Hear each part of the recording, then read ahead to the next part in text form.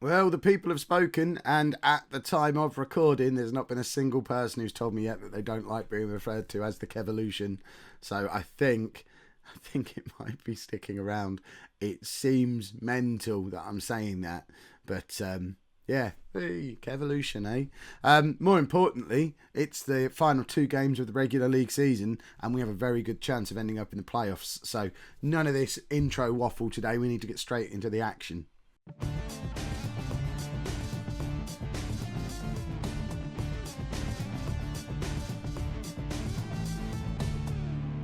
Hello and welcome to Season 9, Part 4 of Non-League to Legend. I'm Kev, and coming up on today's episode, we have our final two games of the regular season. They're two massive games. We talked about them yesterday. We're away against Wycombe, at home against Doncaster. If we have a look at the league table right now, Doncaster still very much in it. They're only a point behind us. We're still in the playoff spots at the moment, but only by the skin of our teeth. Wycombe have dropped off a little bit. They're 5 points behind us, so they need something a little bit special to have any chance of making it into the playoffs now. They've been in a pretty poor run of form, but obviously there's something special. We'll start with beating us today.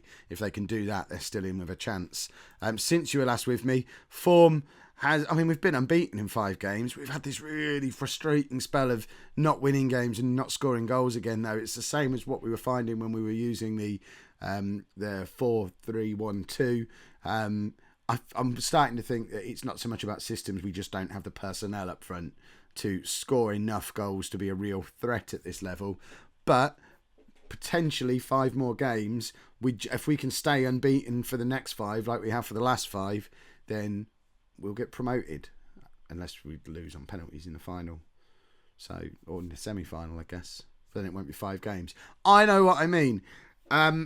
We've just got to try and win. In a positive, Brock Madsen was missing from most of that run. He's been out injured, so he is back now. So hopefully he's going to be back and full of goals. So this is the team for the first of today's double-header away against Wycombe. Remember, they need to win to have any chance of pipping us to the final playoff spot. And a win for us goes a long way towards securing that very same spot with Doncaster, who we play in the last game of the season, our nearest rivals. So the team, we've got Davis in goal, a back 4 of McJanet, Baird, McDonald and Sana, with Ali sat in front of them as a defensive midfielder on support. Lorenzo and Riley are going to be in midfield. Brock Madsen's up front as a target man with Fleming and Dorsey either side of him. Shorthouse drops down to the bench. He's been playing up front for us for a little while, and during that run I've been quite happy with Claudio Dorsey's contribution. You wouldn't think so from his average rating over the course of those games, but he seems to be involved in a lot of the attacking play. Although remember, this is a 3-game run where we've only scored 2 goals. No, 4-game run where we've scored 3 goals. It's a pathetic run, basically. I'm probably going to regret picking Dorsey ahead of Shorthouse. It will probably only be for today. Well, there you go. We can book ourselves a spot in the playoffs today. I guess that's if we win and Doncaster lose. Yes, we can adapt to any situation. Let's get out there and win a blooming football match. That's the important thing. I guess the bonus is by not starting Shorthouse, we have him sat there on the bench as a potential impact substitute. I do like an impact substitute. We don't have much in the way of strength in depth, so it will be nice. It's nice knowing we've got a potential game changer on the bench, which we haven't had for very much of our run with Blackpool. Cross comes into Brock Madsen. I don't know why he hesitated, but it doesn't matter because Dorsey justifies his selection, gets the cross into the path of Paul Riley, who tucks it into the back of the net. We're 1-0 up after 10 minutes. I have no idea what the hesitation of Brock Madsen was there. He was in a great position. Here he is. I guess he's got 3 players sat in front of him and does quite well to find Dorsey. And Dorsey just slots it perfectly into the path of the oncoming Riley. Their keeper's done really well to make it back across to the other side of the goal, especially in that hideous shirt he was wearing, but it's not quite enough. He can't make it all the way across into the opposite corner from the one he was previously defending, and we're 1-0 up with 10 minutes on the clock, although Wycombe are coming at us again now and have equalised. For a minute there, we were up to 6th in the league, having leapfrogged, I guess it was Bristol Rovers. We've gone back below them now because the goal's gone in, and it's a pretty soft goal to let in, really. The cross comes in. You shouldn't be scoring headers when you're stood in front of the entire back 4 like that.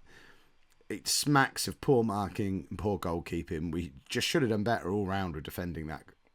See, as of right now, this shows how annoying everything is. We're out of the playoffs altogether at the moment because Doncaster have gone ahead of us. Remember, we are playing them next, so it is, as it stands, still in our hands. I don't know what's going on with my hair today, but we don't want to be going into that last game of the season against them knowing we have to win. It will be much nicer going into that game knowing we're in the playoffs as long as we avoid defeat, which is a situation we find ourselves in if we win today. So let's go and win this blooming football match. I think we said that at the start of the first half. It spurred us into action then. Hopefully it will spur us into action again now. Bristol Rovers look like they're hesitating. They could yet be the team that drops out, maybe. Although Wickham are coming at us again now, and that was a little bit too close for comfort. If they do grab another goal now, they can still catch us on the last day, especially if Doncaster do one on us. And Dorsey scored.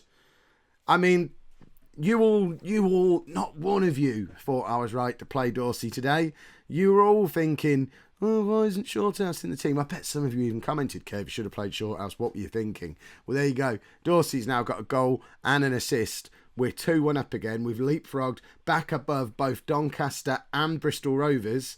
And if it stays as it is, Dorsey's just scored again. Yeah, I mean, you don't... Oh, I couldn't write a script for this better than how it turns out sometimes. It is just ridiculous how things in this game turn out. Dorsey, it is the first time he has ever been in the team from the start as a result of actually selecting him ahead of somebody else. He's been playing by default while Brock Madson's been injured. But goodness me, does he like being picked ahead of a competitor. Right, we haven't got anyone who can come on for Fleming. We'll bring Higham on for McJanet. McJanet's been struggling for a little while with injury. Shorthouse is going to come on and play up front. We toyed with playing him as a false nine for a little while. He was completely ineffective. He was actually better when we moved him to be the target man on attack that Brock Madsen usually is. So he's going to play that role again today. He hasn't been scoring any goals or anything. He's not that threatening. But I don't know. I like him. We need to get him in somehow. We probably could make him a trequartista or something. Get some proper creativity out of him. But I can't believe how well Dorsey has justified his selection. So Shorthouse now tries to find Dorsey so he can complete his hat-trick. He can't make it across to him. But we are on the attack again. There's 3 seconds left. Fleming's put it out. It doesn't matter. We are this close to the playoffs. Doncaster look like they won as well, but Bristol Rovers have slipped up. We go into the last game of the season. As long as we don't lose against Doncaster, we're definitely in. If Bristol Rovers slip up again, we could potentially lose against Doncaster and still end up in the playoffs.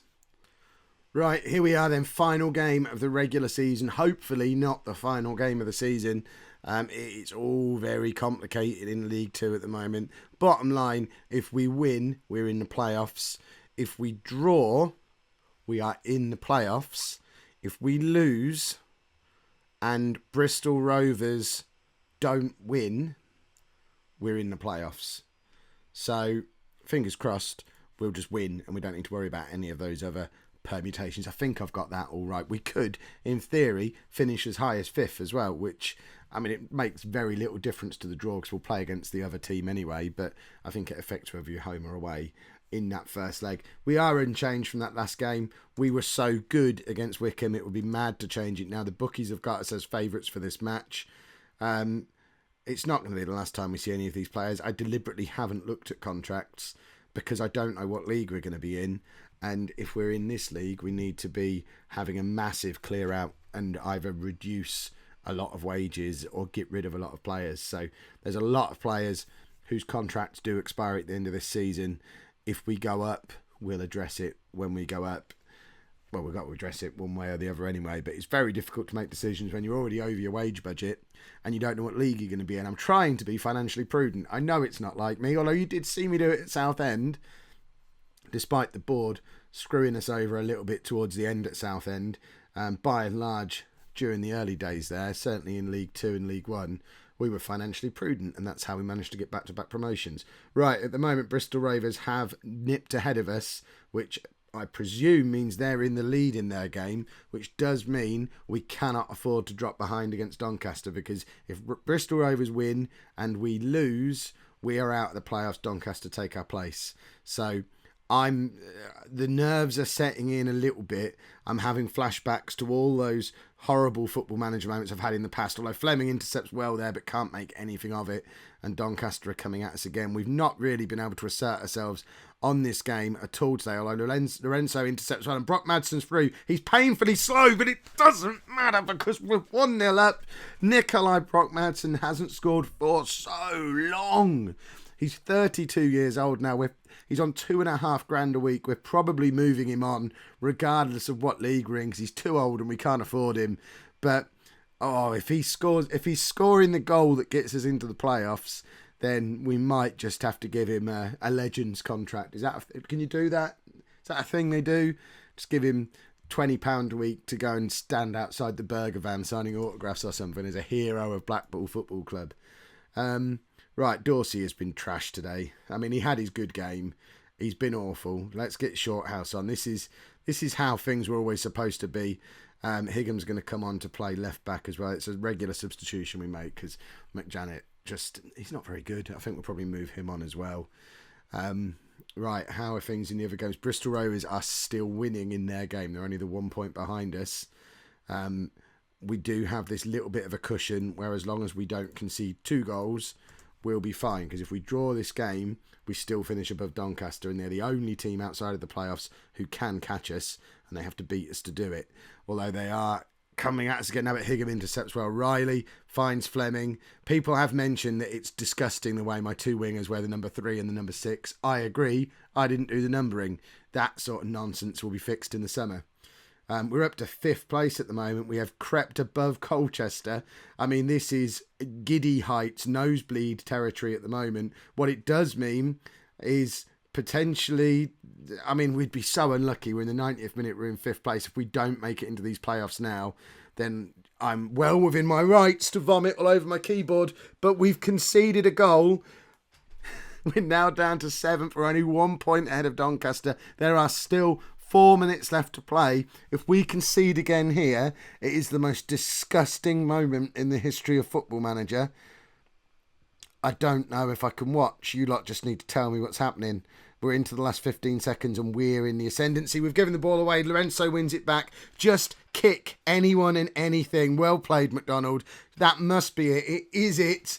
We have snuck into the playoffs by the skin of our teeth. Teeth. I know English. I'm a teacher, innit? And please tell me that means we're in the playoffs. It does, doesn't it? Yes. For a minute there, I had horrible thoughts that it's only the top 6 who make it in. So we have made it into the playoffs. Does it tell us who we're going to be playing in the playoffs yet? It doesn't, but we can work it out because it's going to be Barnet. And I mean, we've only finished 5 points behind him in the end. So presumably we're at home first and then we go away to Barnet. I think that's how these things normally work. And that will be tomorrow's video. We just made it. That goal at the end was vile. If you've enjoyed that, please make sure you pop a like on there for me. Subscribe to the channel if you'd like to see more. And thank you very much for watching.